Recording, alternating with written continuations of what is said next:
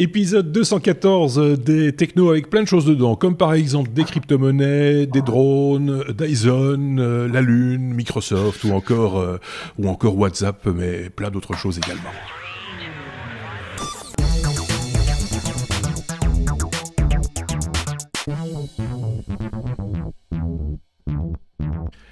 Vous le savez, nous enregistrons le jeudi soir ces épisodes des technos dans les conditions du direct, et puis dès que c'est enregistré, pouf, on vous l'envoie, comme ça vous pouvez le consommer directement. Et pour tout vous dire, on s'y est repris à deux fois cette fois-ci. Une première fois, on a enregistré pendant à peu près 3 ou 4 minutes, et puis pouf, panne de courant chez Bruno, puisque c'est l'un de nos chroniqueurs cette semaine, panne de courant au Luxembourg, et voilà, donc on a dû s'y reprendre à deux fois. Et puis une tête que vous connaissez peut-être si vous avez déjà suivi notre hors-série aux voitures électriques d'il y a 2 semaines maintenant, c'est Aurélien qui rejoint l'équipe, officiellement on va dire maintenant avec cet épisode, un exercice qu'il ne connaît pas encore, donc voilà, il va découvrir, et vous allez le découvrir par la même occasion.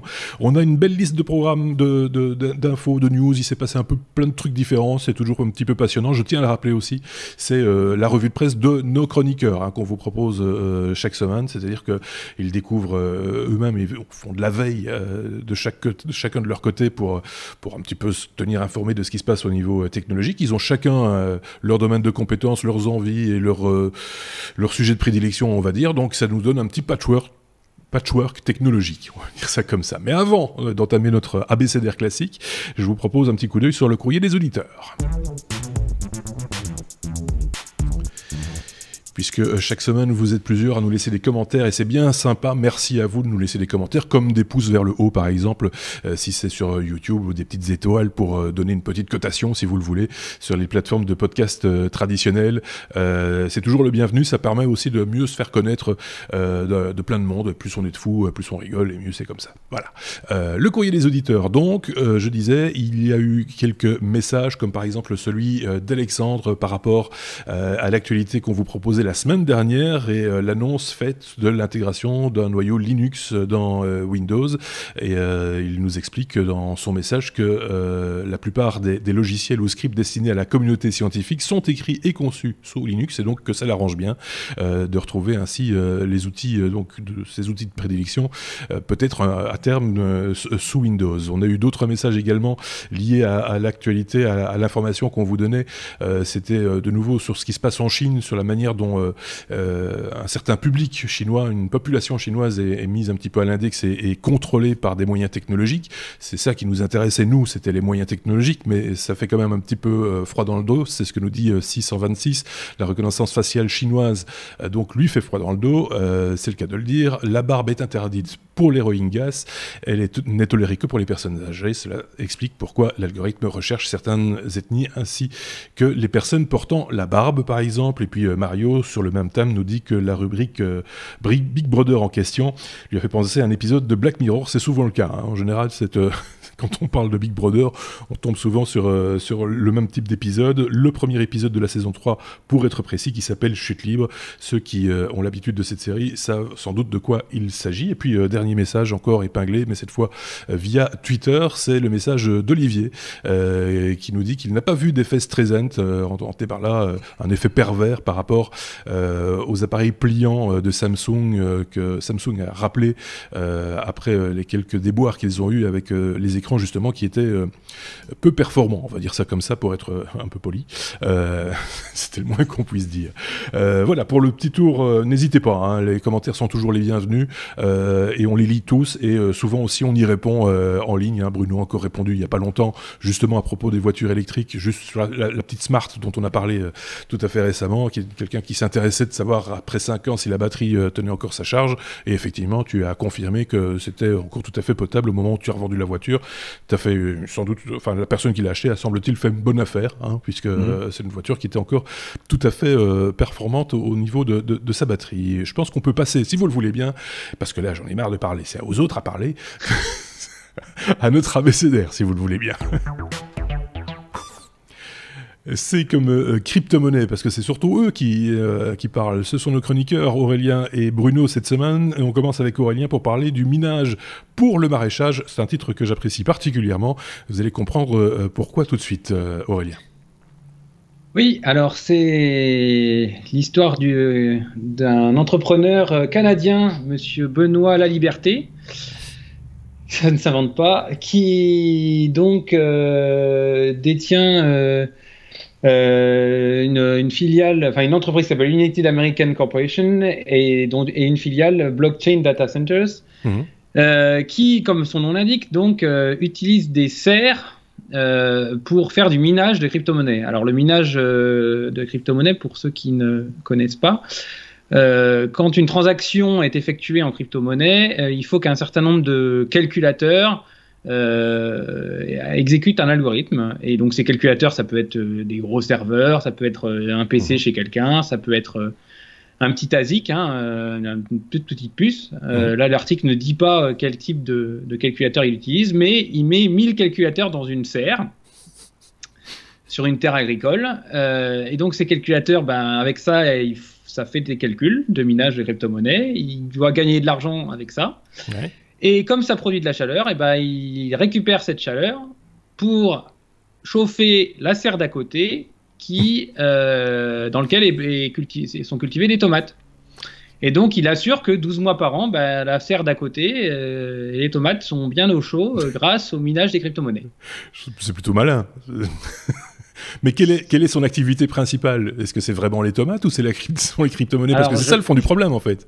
Voilà, je pense que... Alors bon, cet entrepreneur-là, il est un peu connu. Il a eu quelques petits déboires par la justice. Et donc là, aujourd'hui, il va au tribunal au Québec parce que on lui demande de démonter les serres qui sont installées sur des terres agricoles. Parce que, selon l'État canadien, on n'utilise pas des terres agricoles pour mettre des calculateurs dessus. Des data centers, alors après, des choses comme ça. Alors, c'est pas du prototype. C'est-à-dire que là, il a déjà une serre dans laquelle il y a 1000 calculateurs et puis il veut en installer d'autres. Ouais. Et il prétend récupérer 50 mégawattheures des serres pour réchauffer ses tomates. Donc, ben là, le procès est en cours. Pour l'instant, il veut pas du tout démonter ses serres. Mais ça pose quand même des questions sur l'utilisation des nouvelles technologies à d'autres fins, ou en tous les cas l'utilisation des pertes des nouvelles technologies, puisque la chaleur, c'est pas forcément voulu. Alors, il faut savoir qu'il y a eu d'autres... Enfin, moi, je suis au courant d'entreprises qui possèdent des data centers en France et qui cherchent... Alors, je ne sais pas si ça s'est fait ou si c'est en train de se faire ou si ça ne se fera jamais. Mais en tous les cas, qui cherchent à raccorder les circuits de refroidissement des data centers sur les circuits d'eau chaude des villes qui ont un circuit d'eau chaude collective. Il y a des villes qui se chauffent. Moi, j'habite dans une ville où il y a ce système. C'est-à-dire qu'il y a une chaufferie centrale et puis il y a tout un système de distribution, de canalisation qui alimente les chauffages, notamment des HLM. Et du coup, au lieu de dépenser ou de mettre X mégawatts de clim sur le data center, on fait traverser des tuyaux avec de l'eau dans ces data centers et puis on récupère les calories pour faire autre chose, chauffer une piscine ou chauffer des HLM. Ce qui serait plutôt sain, enfin d'un point de vue purement écologique, ce serait assez logique de récupérer ces calories, parce que le pire dans ces data centers, c'est qu'on y met des climatisations pour les refroidir. Donc on dépense de l'énergie aussi pour refroidir les data centers, alors qu'on pourrait déjà faire œuvre utile en récupérant une grosse partie de cette chaleur, comme tu le disais, pour alimenter des systèmes qui en ont besoin, tout simplement. Et ça, je pense que ça commence à évoluer. Je pense qu'il y a quand même quelques entreprises maintenant qui ont compris qu'il y avait moyen de récupérer ces calories perdues. Je pense qu'il y a quelques années, c'est des grands bureaux à Bruxelles, d'ailleurs. On fait en sorte que tous les ordinateurs des bureaux soient concentrés dans des espèces de colonnes et on pouvait récupérer une partie de la chaleur des ordinateurs dans cette colonne. Voilà, c'était un petit peu l'idée. Et donc j'imagine que là on recycle effectivement pour chauffer de l'eau, pour faire du chauffage tout simplement. Pourquoi pas. Bruno, tu as une expérience dans le domaine ou pas? Non, pas du tout. Non, ça chauffe bien partout, donc c'est bien. Oui. Non, récupérer l'énergie, ça c'est une bonne idée, toujours. Aurélien, oui. Je sais que par exemple, il y a eu des. Alors vous savez qu'évidemment le nombre de data croît de manière exponentielle, et il y a eu des exemples de data centers à Paris intramuros qui cherchent à s'étendre et à s'agrandir. Oui. Et donc plus ils s'agrandissent, plus il faut de clim. Donc plus et après ça crée des problèmes parce que il y a un besoin énergétique immense. Oui. Et puis deuxième point, les climatisations qui sont généralement sur le toit ont un impact sonore qui est loin d'être négligeable, et d'où des plaintes et d'où des problématiques acoustiques liées à ça. Oui. Ne serait-ce que l'écosystème aussi autour, enfin voilà, parce qu'on n'est pas que les seuls à habiter cette planète, il faut quand même le rappeler. Donc voilà, c'est vraiment, enfin, c'est une nuisance. Ça a l'air de rien. On pense toujours aux gros camions qui font du bruit et des choses comme ça, mais finalement, ce genre de matériel peut aussi créer des nuisances non négligeables. Effectivement. Je pense qu'on était au bout de ce sujet. Je dis pas de bêtises. C'était le premier sujet d'Aurélien dans les technos. Je tiens à le préciser au passage. Mais il ne va pas s'arrêter là. Il va remettre ça même tout de suite avec la lettre D comme data. On va parler de 200 gigaoctets de data par mois d'ici 2025. On va consommer de plus en plus de données. C'est ce qui ressort d'une étude, je pense, Aurélien. Oui, alors c'est Ericsson, la marque bien connue, qui nous fait part d'une de ses études sur la consommation de data à horizon 2025. Alors moi, je suis un peu tombé de ma chaise, pour être très franc, quand j'ai lu ça, parce que je ne consomme pas énormément de data à l'extérieur, mais alors là, les chiffres sont vertigineux. Oui. Alors, ils disent que en 2025, un consommateur sur 5, donc 20% de la population, on va dire, consommera 200 gigaoctets de data sur mobile. Sur mobile, avec une pointe à 260 gigas en Corée. Bon, ça, admettons. Soit fois 17, la consommation de data par rapport à aujourd'hui serait multipliée par 17. D'accord. Ce qui est quand même bien important.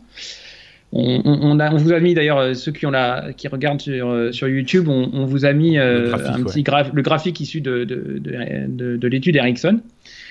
Parce qu'aujourd'hui, donc on multiplierait les consommations de data par 17, alors que le temps d'écran ne serait que multiplié par 4. Alors ça c'est pareil, je me suis dit tiens, comment on peut encore multiplier le temps d'écran par 4 d'ici 2025 ? Ça m'a un peu... C'est vrai. Il faut savoir que... ou alors je sais pas, peut-être en 2025 il y aura plus que 24 heures dans la journée, mais je suis pas au courant.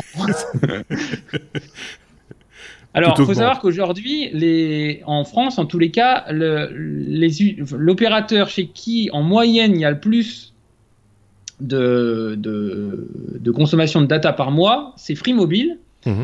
Et ces gens-là consomment en moyenne 12 gigaoctets par mois. D'accord. Ce qui, déjà, je ne sais pas combien de films faut-il regarder pour... Oui, parce que c'est ça, c'est essentiellement, sans doute, la vidéo qui prend le plus de volume et qui est la plus consommée aujourd'hui.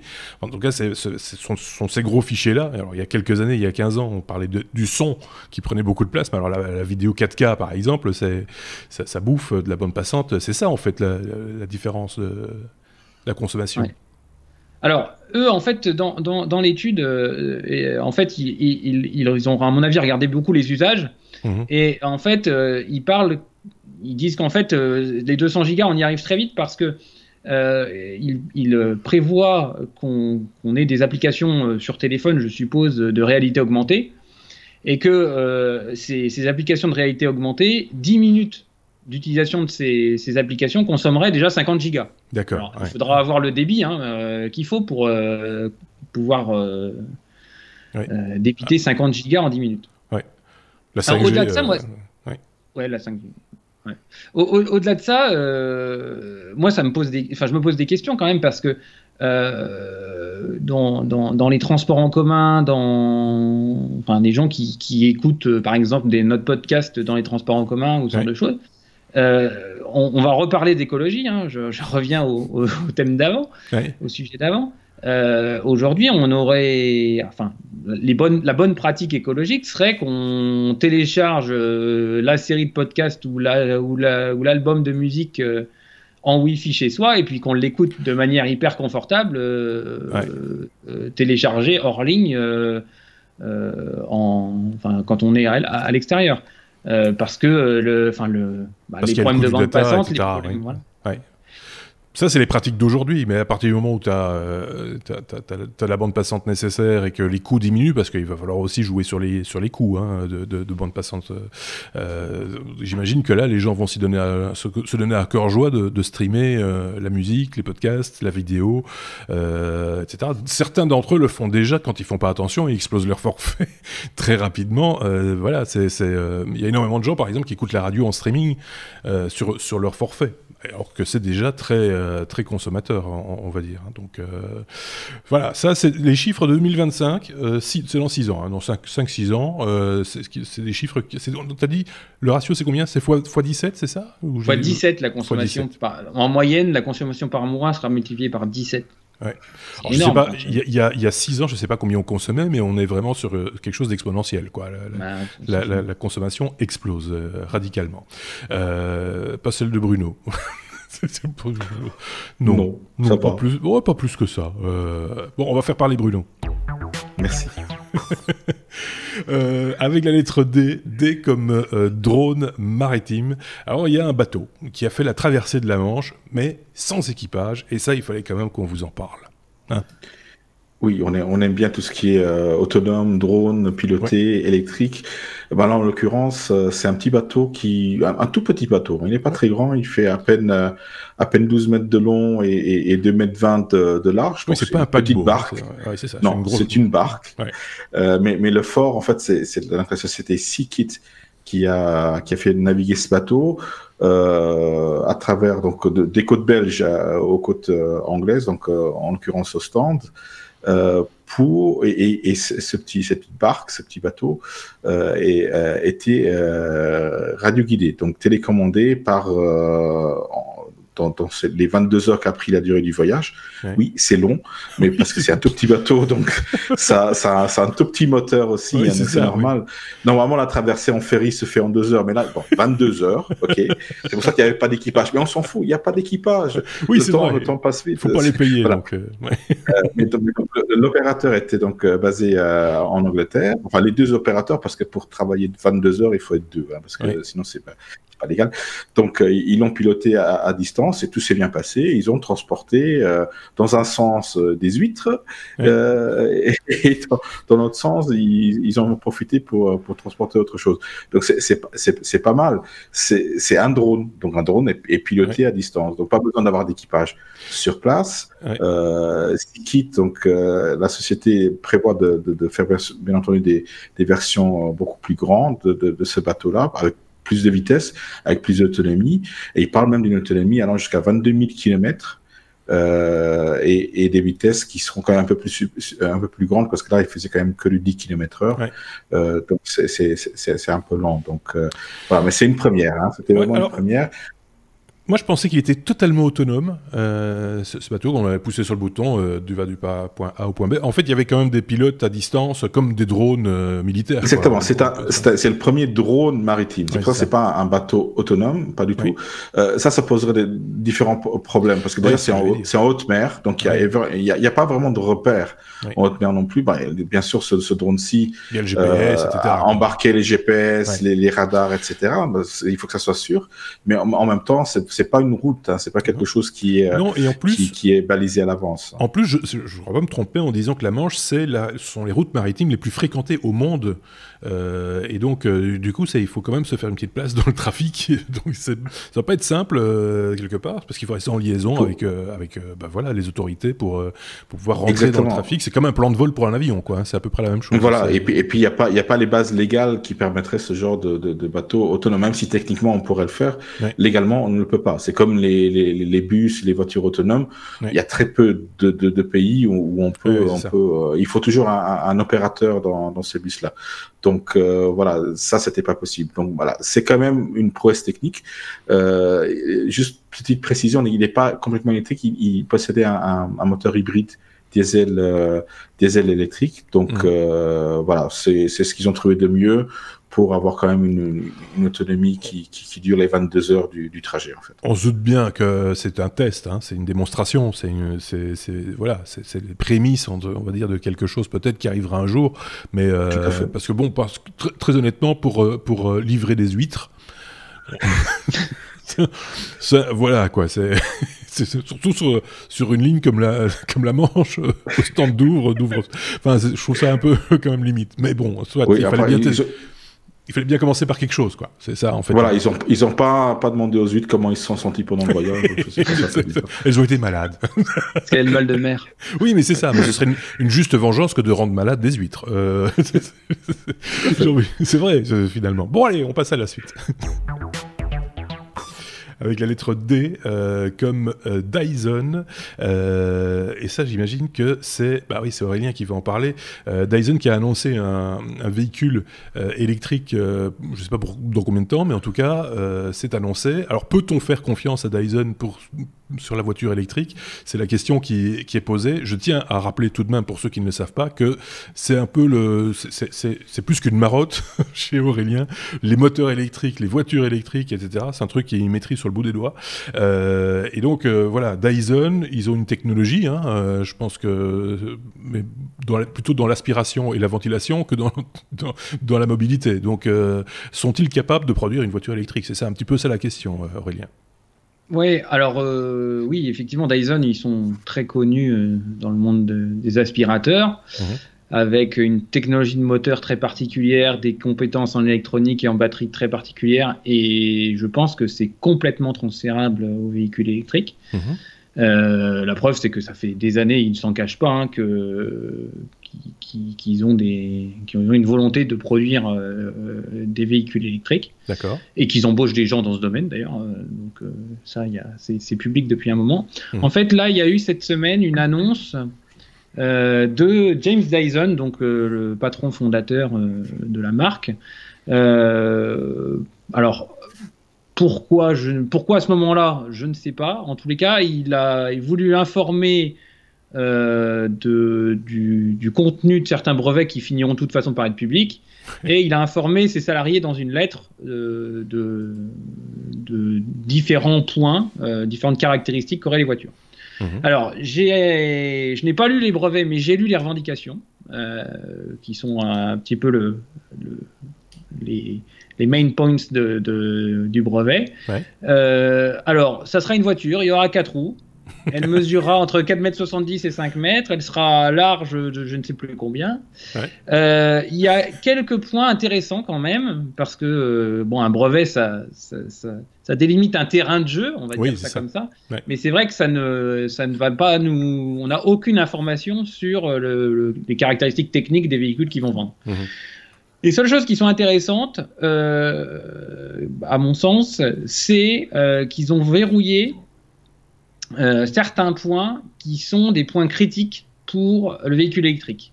Par exemple, ils ont dit que la surface frontale du véhicule serait inférieure à 2,7 m².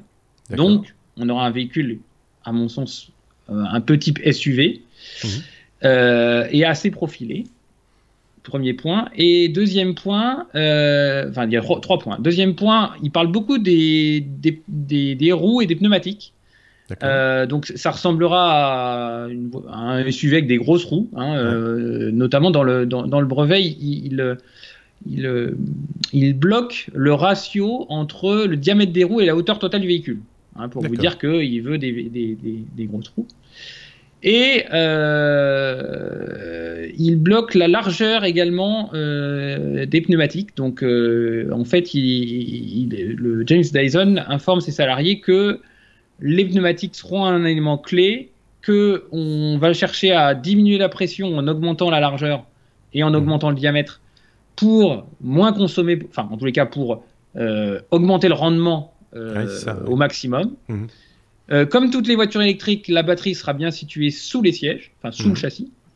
Et point, à mon avis, un point très important et qui peut-être fera la différence par rapport aux autres modèles de voitures un peu plus classiques, c'est que il verrouille la hauteur du siège par rapport à la route et l'inclinaison du siège. Et on se rend compte que dans les voitures Tesla, dans les voitures Dyson, oui. les sièges, lapsus, pardon, ouais. Les sièges seront beaucoup plus inclinés. Alors c'est aussi lié au fait que le pare-brise va être très incliné. Ouais. Donc on sera voilà, dans un fauteuil relax, voilà, très en arrière. Un peu comme dans une sportive en fait. Voilà, alors bon, il y a des gens qui se demandent dans l'article que j'ai mis en lien qui disent mais dans les voitures familiales on cherche à être plutôt à bien droit et bien regarder la route. Là on va être dans une sportive mais dans une grande voiture, enfin dans une position d'une sportive dans une grande voiture. C'est bizarre. Donc ils se demandent un peu comment on va faire pour voir la route. Alors après ce sera peut-être une voiture autonome, on ne sait pas, hein, donc c'est peut-être plus des fauteuils de relax que des fauteuils où on va regarder les panneaux. Hein. C'est quand même marrant d'avoir insisté sur... Alors, autant je peux comprendre pourquoi on insiste sur le volume, sur certaines dimensions. Tu as parlé des pneus. C'est vrai que nous, on n'en a pas parlé dans le hors-série consacré aux données techniques des véhicules électriques. On a parlé de la masse et du SCX, donc du profilé du véhicule pour fendre l'air, comme on dirait. On n'a pas parlé de la bande de roulage qui, elle aussi, c'est un contact avec le sol, donc friction, donc perte, etc. Donc on imagine l'importance du pneu et de la roue. Moi qui dis, je trouve ça quand même très particulier de parler de l'importance de la roue. Mais c'est vrai, on n'y pense pas, mais ça en fait partie. Autant pour les sièges et l'inclinaison des sièges, je me dis, mais où est-ce qu'il va Monsieur Dyson, parce que là, franchement, je trouve ça tellement, voilà, c'est. À mon avis, c'est un pendant du SCX quand même. Hein. À mon avis, c'est à cause du pare-brise, quoi, en gros. Voilà, il se dit que le pare-brise va être très incliné, et que forcément, alors, le véhicule électrique va nous imposer un pare-brise très incliné, et que forcément, ce pare-brise très incliné va avoir une incidence à l'intérieur de l'habitacle. Et lui, il se dit, moi, je vais verrouiller la position des sièges à cause de cette caractéristique pare-brise. Ouais. Et je vais essayer de bloquer la concurrence sur ce terrain-là. Ouais. Et c'est pas, c'est pas idiot comme stratégie. Donc, ce sont des brevets très amont, des brevets sur le design, et puis on sait bien que Dyson est très attaché à la partie design, hein, même s'ils ne font, j'ai jamais dit qu'ils faisaient l'impasse sur les aspects techniques, mais c'est vrai que les produits Dyson sont plutôt design. J'avais jamais dit ça comme ça. Mais c'est vrai que reprendre les codes du véhicule sportif, hein, parce que finalement c'est ça, hein, très incliné vers... prenez une Lamborghini, vous êtes couché dans cette voiture. Hein, c'est pas ce qu'il y a de plus confortable non plus, il faut bien le reconnaître. Bruno, qui a un peu l'habitude de voitures un peu fogueuses, un peu sportives, connaît bien aussi la position un peu en arrière devant son volant. Avec un peu d'habitude, ça va, mais dans la circulation en ville, c'est pas non plus l'idéal, quoi. Non, exactement. On veut surtout avoir une bonne vision de ce qui se passe devant soi. Ouais. Donc, on ne sait vraiment pas où ils veulent en venir avec ces brevets sur les sièges là, effectivement. Mais effectivement, ça s'expliquerait si c'est une voiture autonome. Voilà, ouais, moi je dis juste exemple, et ça serait tout à fait quelque chose dont serait capable Dyson de faire quelque chose qui serait de prime abord directement autrement. Ils peuvent faire un moteur qui ne siffle pas comme leurs aspirateurs. Parce que franchement, l'aspirateur Dyson, c'est... Voilà, je vais pas faire de publicité, mais le son... j'y repense encore il y a pas longtemps, parce qu'il y avait un grand prix de Formule E, donc les Formule 1, mais électriques, à Monte-Carlo, et le sifflement de ces moteurs, je pensais que c'était le moteur Dyson, mais c'était assez agaçant. Après un moment, c'est un petit peu saoulant, donc il va falloir faire quelque chose pour le bruit. Je le dis au passage. En même temps, on veut des véhicules électriques qui fassent un peu de bruit pour la sécurité. Donc, oui, il paraît. Bon, je sais pas si on a tout dit sur cette future voiture Dyson. On ne sait pas non plus quand est-ce qu'elle verra le jour non plus. Hein. C'est juste un brevet, un dépôt de brevet pour l'instant. Il y a pas de chaîne de production qui a été lancée. Il y a un bureau d'études à la rigueur, mais c'est tout. Hein. On ne va pas plus loin que ça pour l'instant. Donc, affaire à suivre, comme on dit dans ces cas-là. La lettre G, Google, qu'est-ce qu'il m'a mis ? Translatotron. Translatotron, d'accord, ok. Qui traduit de la voix vers de la voix directement. C'est une traduction directe, quoi. C'est un interprète à portée de main, si je comprends bien cette histoire. C'est un peu ça. En fait, tous les traducteurs de voix qu'on connaît de nos jours vont toujours passer par l'intermédiaire du texte. Donc, la voix est transformé en texte d'une langue en texte dans cette langue-là. Cet texte-là est traduit dans une autre langue et puis cette traduction est parlée dans la nouvelle langue. Voilà, ça c'est ce que font les traducteurs de nos jours, plus ou moins bien. Ils commencent à le faire assez bien. Mais Google s'est posé la question autrement. Comment est-ce qu'un interprète va, lui, traduire une langue? Donc, généralement, ils se sont rendus compte qu'il ne va pas traduire la langue de manière textuelle, il va plutôt convertir directement dans son cerveau une expression, une intonation pour reproduire l'émotion de la phrase donc, avec exactitude. Ouais. Donc c'est ce qu'on perd quand on a des traductions, on perd l'intonation, le ton dans lequel la personne l'a donné. Donc, l'intention aussi Google, des fois. Exactement, donc on a effectivement toutes ces choses-là qui sont perdues. Donc Google Translatotron, oui, c'est un mot très très bizarre. Et donc, sont une série d'algorithmes qui sont censés reproduire cette traduction. Donc, on va vraiment dans ces algorithmes-là reconnaître des sons. Et ces sons-là seront traduits dans d'autres sons, en gardant l'intonation, en gardant la sévérité, voilà, tout ce qui est caractéristique d'une voix humaine pour la traduire dans notre langue. Et donc, ça sera pas une voix, une voix de synthèse finalement qui va lire un texte. Ça sera une voix de synthèse qui aura gardé toutes ces particularités là de la phrase d'origine. Donc ça, c'est quand même un but assez intéressant à la part de ce projet Google.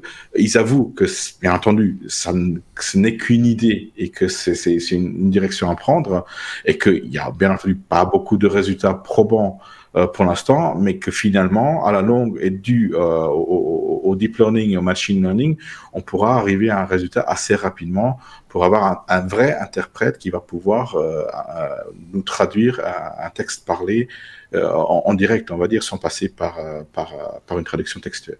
Encore du data, quoi. C'est ce qu'on expliquait là tantôt, de plus en plus de data, et tout ça se fait en temps réel, donc forcément, consommateur de data encore. Jusqu'où ça va? J'entendais encore quelqu'un qui disait ça à la télévision il n'y a pas tellement longtemps. Jusqu'où ça va s'arrêter? Parce que, franchement, il y a une espèce de... On lit chaque fois, d'accélération dans certains domaines, et c'en est un, en l'occurrence, la traduction, la synthèse vocale, etc. Ça évolue à une vitesse. Moi, j'ai l'impression tout d'un coup d'être... on est en pleine accélération. Et ça fait peut-être un petit peu peur aussi de temps en temps. Faut bien le jour où on aura un traducteur universel comme dans Star Trek, oui, là, on n'aura plus de frontières, vraiment plus du tout de frontières. Et donc on sera traduit dans toutes les langues, les podcasts on pourra les faire en français et on sera diffusé partout dans le monde et on verra vraiment ce qu'on veut. Ah oui, c'est à un moment donné. Bon ben voilà, c'est une bonne nouvelle, mais c'est juste une intention pour l'instant. Il y a pas, ça va pas plus loin, donc on va pas. Ça va pas plus loin. Il y a des prototypes, mais ça peut aller très vite. Ouais. Patience. La Lune, Monsieur Bruno, un retour vers la Lune serait confirmé, ou en tout cas, on sait qu'il y a des intentions un peu partout, et ça se confirme de plus en plus, ça s'est encore confirmé cette semaine, ou fin de la semaine dernière, si je ne dis pas de bêtises. Fin de semaine dernière, en fait, voilà, ces derniers mois, il y a eu vraiment une volonté qui a cru de retourner sur la Lune. Il y a deux grands points intéressants. C'est déjà les États-Unis qui ont voté un budget record à la NASA dans les dernières décennies, avec Trump. On n'est pas trop pro-Trump, je l'avouerai dans notre équipe, mais là, du coup, il a fait une belle annonce. Il veut retourner sur la Lune. Voilà, dans les 5 prochaines années. C'est un peu leur but. Vous me direz, oui, c'est un projet assez ambitieux. En 5 ans, de dire, voilà, on repart sur la Lune. Il ne faut pas oublier que dans les années 60, 62, Kennedy a dit, on va aller sur la Lune les premiers. Et ils n'avaient pas la technologie qu'on a de nos jours, c'est il y a 50 ans. Ouais. Et ils y sont arrivés en 7 ans, quand même. Donc, c'est pas mal. Donc, je ne vois pas pourquoi on n'arriverait pas à le faire en 5 ans. Bien que donc la technologie a bien évolué. Mais en parallèle à ça, il y a une autre société, Blue Origin. Je ne sais pas si vous connaissez Blue Origin. On en parle un peu moins que SpaceX. On en parle moins que SpaceX, ouais. Voilà. Mais pourtant... Mais Blue Origin est la société de Jeff Bezos. Jeff Bezos, vous le connaissez peut-être, c'est le patron d'Amazon. Ouais. Ok. On le compare un peu à Elon Musk, bien entendu. Tous les deux ont fondé une société spatiale. Jeff Bezos l'a fondé même avant SpaceX, donc l'origine était là avant, avec pas comme idée principale d'aller sur Mars, de faire une conquête interplanétaire, mais plutôt de faire une conquête spatiale accessible à tout le monde, ou presque à tout le monde, on va dire à ceux qui ont les moyens. Donc eux, ce qu'ils veulent faire, et ça va de pair avec l'annonce de Trump, ils ont annoncé lors d'une présentation qui était d'ailleurs assez secrète. Donc ils ont pendant 3 ans développé en secret un atterrisseur lunaire. Donc le module qui va pouvoir atterrir sur la Lune et déposer soit des véhicules, soit des êtres humains, des personnes. Oui, on va dire des êtres humains, des personnes, peut-être des animaux, on ne sait pas. Notamment des femmes. Il n'y a jamais eu de femmes sur la Lune. Donc ça, c'est aussi une... Lui, il passe des animaux aux femmes directement. Ça fait peur quand même. Aucun lien. Oui, je le disais aussi. C'était pas voulu. Effectivement. Non, après, on compare les deux hommes. Je vais revenir aux deux patrons, Jeff Bezos et Elon Musk. Mais il faut savoir que Jeff Bezos, il est 8 fois plus riche qu'Elon Musk. Donc, il a les moyens. Il a d'ailleurs injecté $1 milliard chaque année dans le développement de Blue Origin. Jeff Bezos et Bill Gates, si je ne dis pas de bêtises, se tirent la bourse sur l'homme le plus riche du monde. Hein. Pour l'instant, c'est Jeff Bezos qui détrône ça dépend des cours de bourse, en fait. Hein. Ça joue là. Tout à fait. Donc, c'était une présentation assez intéressante, je dois dire, parce que les modules qui ont été développés, et c'est quasi des prototypes qu'ils ont fait. Ils ont présenté un mock-up sur scène. C'était pas un prototype, mais en taille réelle, un mock-up de ce module-là, et qui permettra, par exemple, de transporter 4 rovers lunaires et de les déposer sur la Lune, qui permettra aussi de déployer des satellites lunaires. Donc, tout est bien pensé. Blue Origin, ils ont quand même pas mal d'expérience dans tout ce qui est lanceur, etc. Donc, ils font, eux, par contre, directement des tests en impliquant l'être humain, donc avec toutes les procédures d'urgence, etc. Donc, tout ça a déjà été réalisé. Et donc, ils prévoient vraiment que dans 5 ans, ils pourront de nouveau être sur la Lune. Et justement, là, ils disent, voilà, nous, on a une solution quasi clé en main pour vous, la NASA, qui n'avait pas forcément la technologie, qui avait des fonds. Donc, ce sera probablement justement cette collaboration entre une entité étatique et le privé, parce que c'est une société privée comme SpaceX qui a un intérêt commercial qui va nous permettre de retourner sur la Lune. L'idée d'aller sur la Lune n'est pas simplement d'aller sur la Lune. En les années 60, c'était juste pour être plus fort que les Russes. De nos jours, on a d'autres. On a les Chinois qui sont déjà allés sur la Lune avec des modules. D'ailleurs, ils ont annoncé cette semaine qu'ils ont trouvé pas mal de minéraux, de restes de minéraux sur la Lune, donc ce qui prouverait qu'il y aurait quand même quelque chose d'autre. Mais là, en l'occurrence, l'idée, ça serait de se poser sur le pôle sud de la Lune, où il y aurait beaucoup de glace.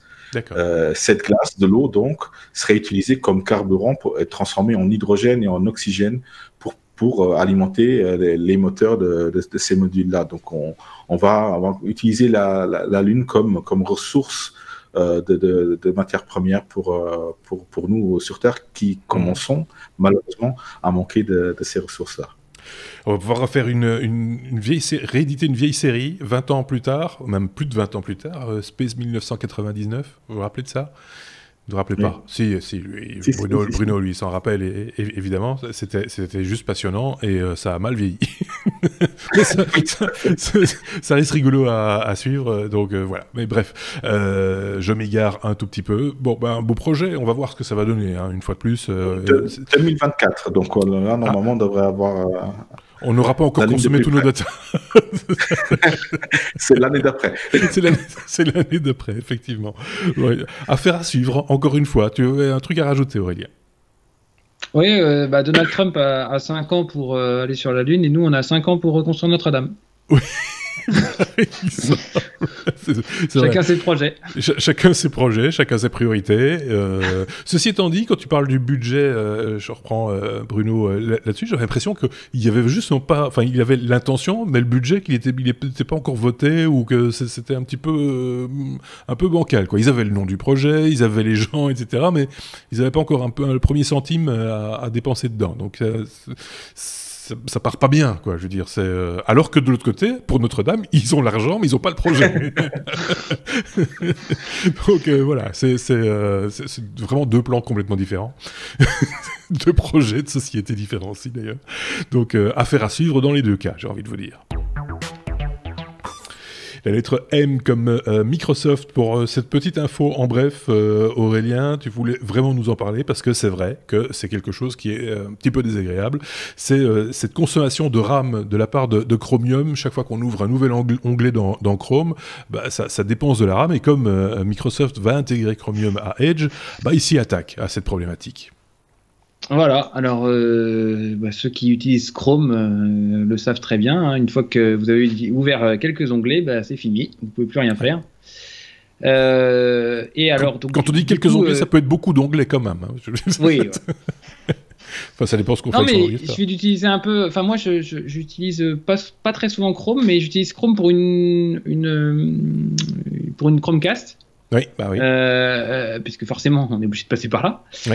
Et bah, du coup, quand vous avez un navigateur Firefox ou un autre ouvert plus Chrome, plus pour la Chromecast, plus autre chose, bah, tout de suite, ça commence à être compliqué. Ouais. Donc, et c'est la RAM qui prend cher. Pardon ? Et c'est la RAM qui prend cher. C'est ça. Oui, c'est la RAM qui prend cher, voilà. Alors, dans l'article, ils disent que entre 3 et 5 gigas pris par Chrome. Alors, donc Microsoft, qui a un navigateur propre qui s'appelle Edge, donc, a décidé de reprendre une partie du noyau de Chrome qui s'appelle Chromium pour son nouveau Edge. Et il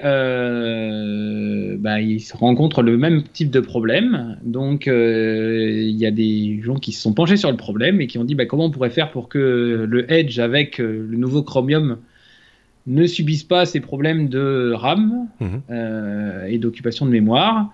Alors, a priori, il y a une façon identifiée de lancer Chrome d'une autre manière qui permettrait, je laisse du conditionnel, de pallier à ce problème. D'accord. Et donc, ce correctif ne serait valable que sur les Edge équipés de Chromium sur Windows 10. D'accord. Uniquement. Donc, si vous n'avez pas Windows 10, c'est que pour vous. Ouais. Voilà, donc ça limite grandement les choses. Après, on va reparler encore de l'hégémonie de Google et de tout ce qu'ils mettent dans nos vies, Chrome en faisant largement partie. Je pense que sur beaucoup de PC vendus en grande distri ou même à titre professionnel, je pense que la part de marché de Chrome, en tous les cas sur les navigateurs, est loin d'être négligeable. Clairement. Donc, non, il ne faut pas confondre non plus Chrome et Chromium. Chromium, c'est le cœur, entre guillemets, de Chrome. Donc, c'est pas toutes les fonctionnalités de Chrome qu'on intègre dans Edge. Hein, c'est pas ça qu'on a dit. Mais ceci dit, c'est vrai que il y a des petites carences comme celle de la consommation de RAM, comme tu disais. On ne sait pas très bien quelle solution ils ont trouvé ou apporté ou vont apporter à cet écueil, mais on attend de voir ce qui va se passer si effectivement c'est moins gourmand. Ça pourrait faire du coup de Edge, en tout cas si vous êtes sous Windows 10, un franc concurrent de Chrome, surtout sur des configurations un peu légères en matière de RAM par exemple. Donc voilà, je sais pas si tous les deux toi tu l'as dit, tu utilises Chrome essentiellement pour faire du Chromecast, pour caster ton image sur la télé. Bruno, toi tu utilises quel navigateur, Chrome aussi ou pas? J'utilise Chrome dernièrement, effectivement. Je sais que Seb, avec les cheveux, il n'aime pas trop que je le lise. Il faudrait que j'utilise Firefox. Mais bon, j'utilise Chrome. C'est vrai qu'il y a quand même des choses assez pratiques, vu que j'utilise beaucoup d'applications de l'écosystème de Google. Donc, effectivement, Chrome, c'est vrai. Après, moi, j'ai une astuce pour économiser de la mémoire. Fermer les tabs. Une seule table, ça suffit. Oui, mais c'est ça, c'est ça l'idée. Moi, ça m'arrive, j'expliquais juste avant qu'on enregistre, que de temps en temps, ça peut arriver que votre ordinateur plante, hein, vous me direz, sous Windows, c'est très rare. Et donc, quand vous relancez, il vous dit, votre navigateur s'est fermé de manière un petit peu abrupte, voulez-vous rouvrir les onglets que vous aviez? La dernière fois, c'était 87 onglets que vous aviez ouverts. Et là, vous vous sentez un peu gêné devant la machine, vous dites « Ah, j'en avais autant? Je crois pas, non, on peut les choisir maintenant voilà. Je sais pas pourquoi, mais c'est un peu bordélique au niveau de mes onglets qui sont en Chrome. Parce qu'on a toujours quelque chose, parce que c'est ça le côté pratique des onglets, et ça, ils l'ont bien compris, c'est qu'on a toujours un truc qu'on veut garder sous le coude. Vous voyez, tiens, j'ai trouvé un article sur Amazon, ou j'ai trouvé un article à lire ailleurs, je vais me le garder pour un peu plus tard, je vais laisser l'onglet là, machin, etc. Et on laisse comme ça une flopée d'onglets ouverts, et c'est vrai que c'est gourmand, ça c'est clair. Que Marc ne connaît pas les bookmarks. Si, je les utilise aussi, mais après j'oublie que j'ai bookmarké. Donc ça n'aide pas. Je vais m'acheter un petit bloc-notes et noter les adresses dedans, ça va être beaucoup plus... Non. Oui, mais j'ai un raccourcisseur d'URL, hein. Ça va être beaucoup plus facile. Donc voilà, mais là aussi j'ai envie de vous dire chaque fois affaire à suivre.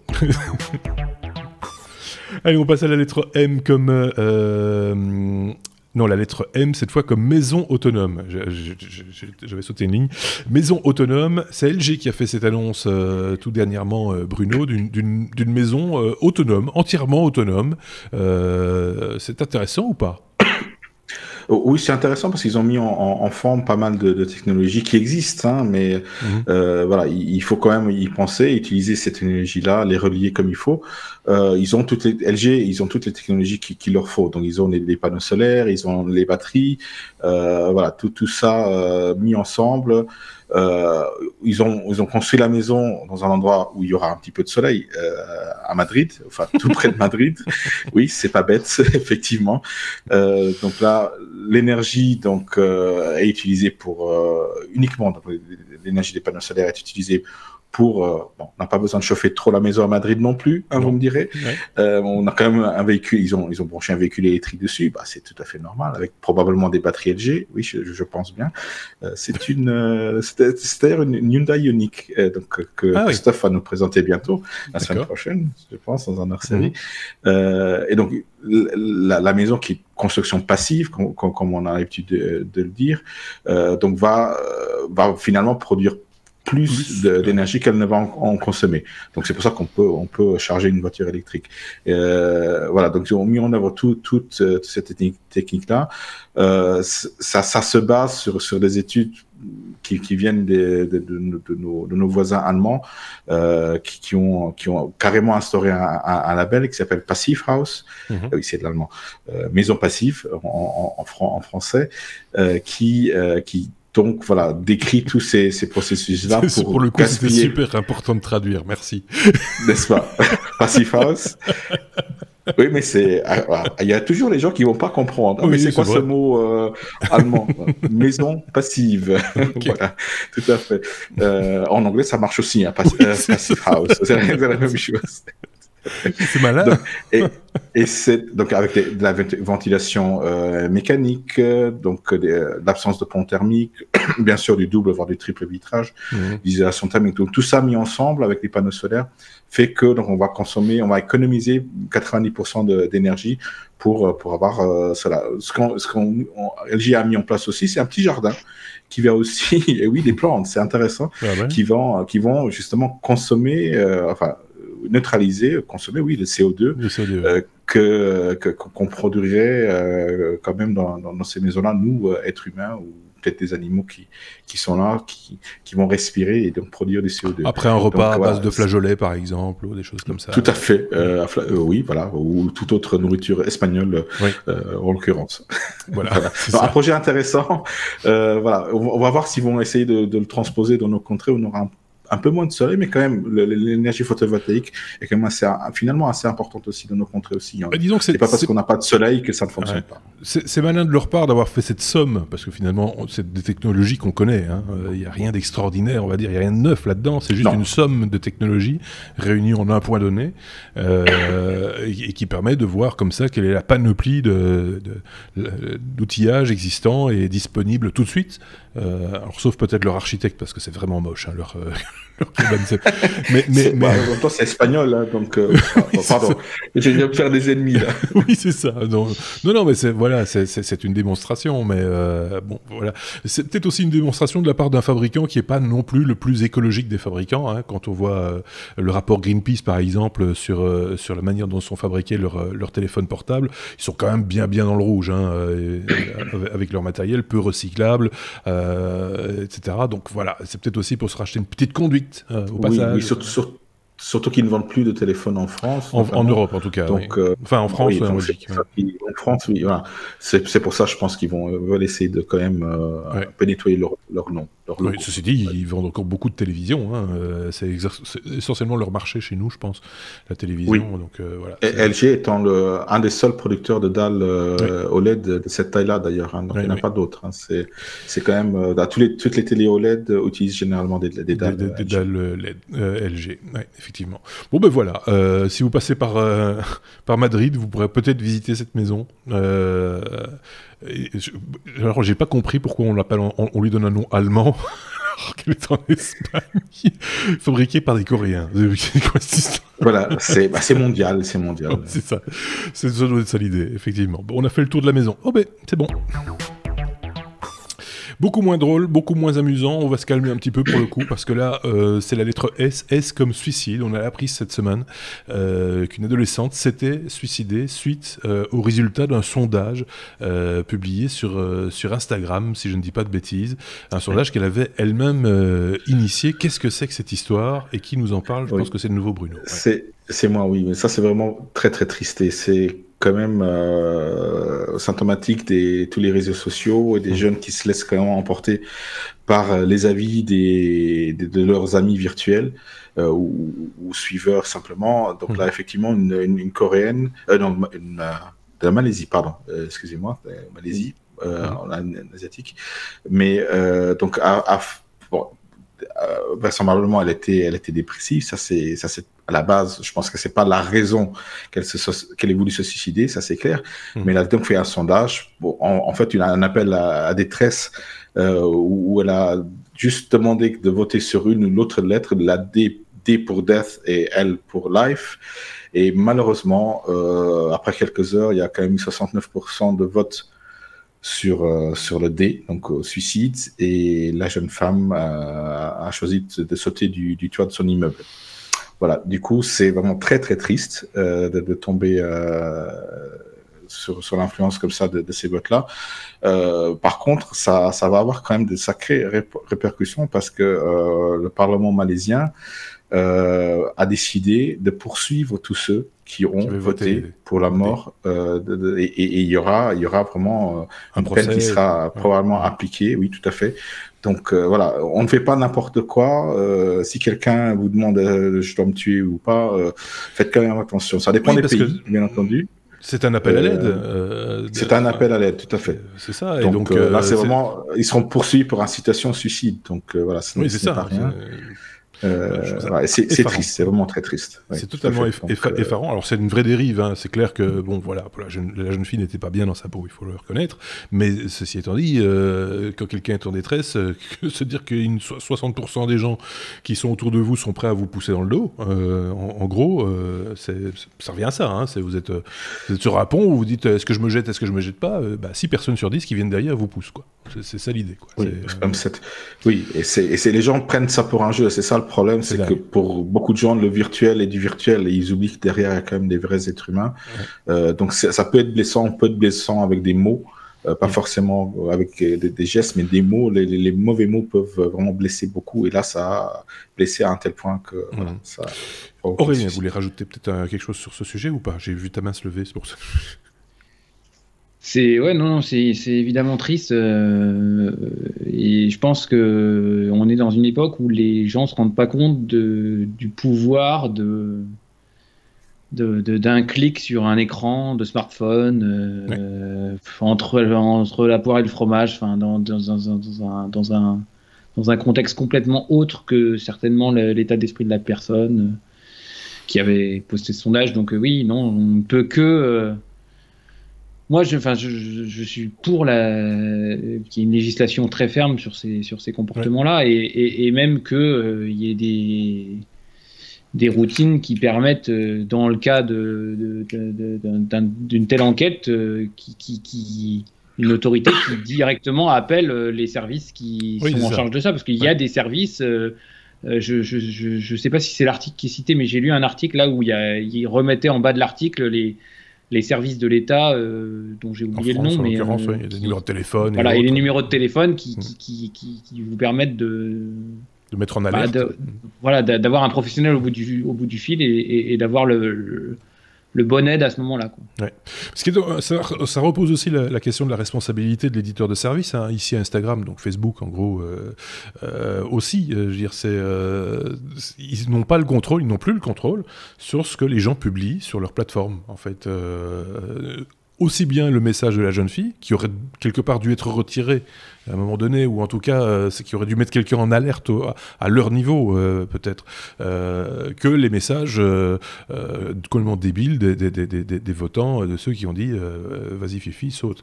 C'est juste ça, on met à disposition des gens des outils qui ont une puissance de fou et que plus personne finalement ne maîtrise, quoi. Aurélien, pour conclure. Ouais, malheureusement, je pense qu'il y a beaucoup. Enfin, là, c'est un cas en Malaisie qui a été. Je pense qui a été relayé parce que le gouvernement malaisien a dit qu'il risquait une grosse peine pour les votants. Mais je pense que des cas comme ça, il y en a malheureusement beaucoup plus qu'on imagine, que ce qu'on pense et qu'on imagine, et que dans la plupart des cas, parce que le plus drôle, pas les réseaux sociaux. C'est pas le bon mot. C'est que effectivement, le cœur de la news, c'est ça. C'est un gouvernement qui va prendre des dispositions pour poursuivre des gens qui ont. C'est même plus le fait que la fille se soit suicidée, la news. C'est ça qui est fou aussi, quelque part. Enfin voilà, c'est pas toujours drôle tout ce qu'on vous raconte. C'était effectivement le cas ici, mais il fallait quand même qu'on en touche un petit mot. Ça a touché manifestement Bruno, donc c'est tout à fait logique qu'on en parle. Cet épisode 214 s'achève petit à petit avec la lettre W, et on va parler de WhatsApp et d'une faille de sécurité qui a été comblée ces dernières 24 heures, me semble-t-il, puisque nous enregistrons ce jeudi 15, on est le 15 ou 16 ? Je sais plus. 16.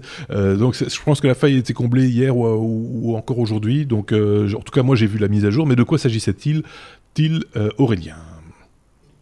Alors WhatsApp, donc application de messagerie qui est très connue, que tout le monde connaît, 1,5 milliard d'utilisateurs quand même. Donc c'est pas rien. Et je pense que dans l'inconscient de nous tous, WhatsApp c'est quand même la messagerie la plus populaire cryptée de bout en bout.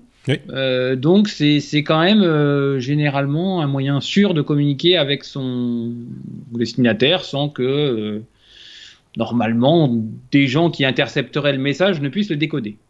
Donc sur ce postulat-là, on est tranquille. Sauf que il y a des gens des malfrats qui vous appellent via WhatsApp. Donc en fait, il suffit juste d'avoir votre numéro de téléphone. Donc vous appellent via WhatsApp. Vous n'avez même pas à décrocher. Ils font juste sonner un appel vocal. Et donc vous n'avez soit pas décroché, soit vous n'avez pas eu le temps de décrocher parce qu'ils ont raccroché tout de suite. Pendant ce laps de temps, ils ont supprimé dans l'historique des appels le fait qu'ils vous aient appelé, et ils vous ont mis un petit logiciel espion qui peut accéder à vos mails, à vos SMS, à vos photos, activer la caméra et le micro du smartphone. Donc prendre possession. Donc, grosso modo, c'est ça. Ils vous ont piraté, ils vous ont siphonné tout votre smartphone.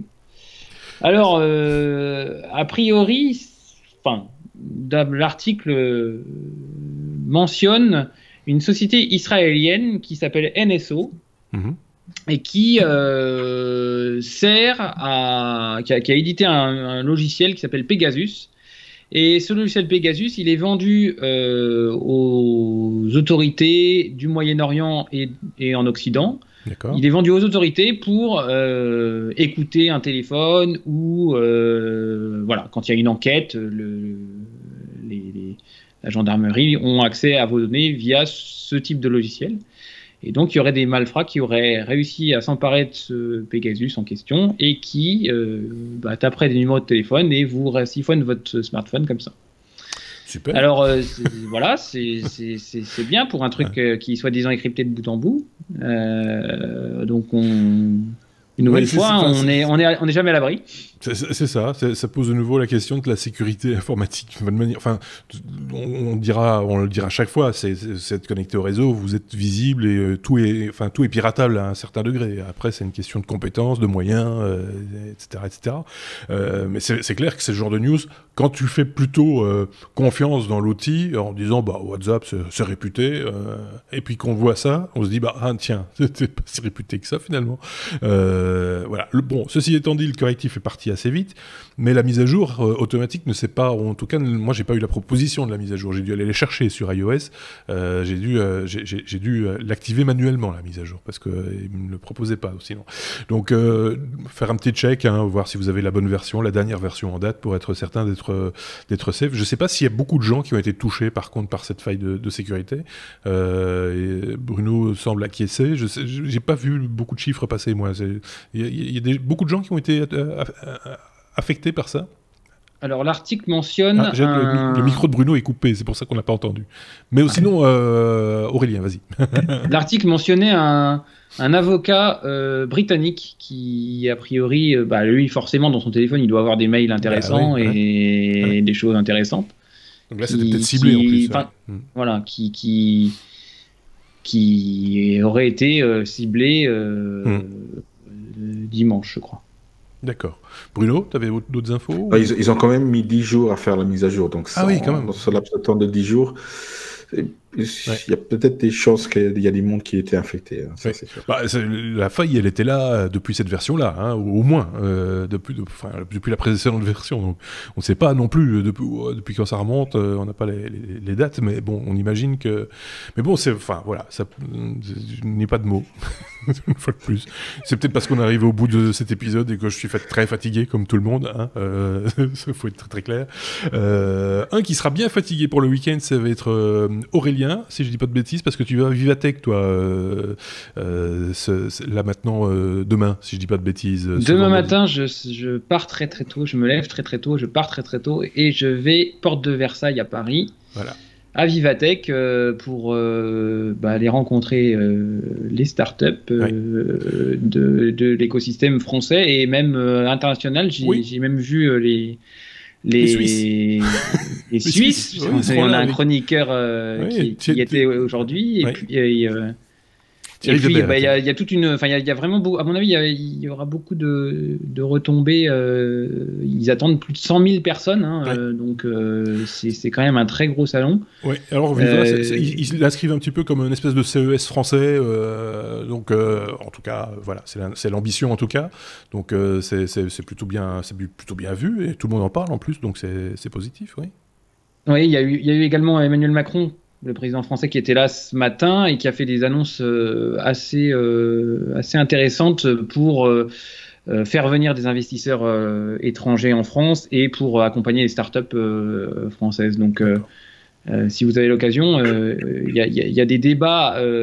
J'ai vu également des débats qui ont eu lieu avec des entrepreneurs internationaux et Emmanuel Macron, qui sont très intéressants. Vous retrouvez ça sur Internet sans problème. Oui, vous tapez Vivatech. Alors j'aime bien parce qu'ils insistent beaucoup sur Twitter pour bien utiliser le hashtag Vivatech et pas Vivatech 2019. Donc, faites simplement la recherche sur Vivatech.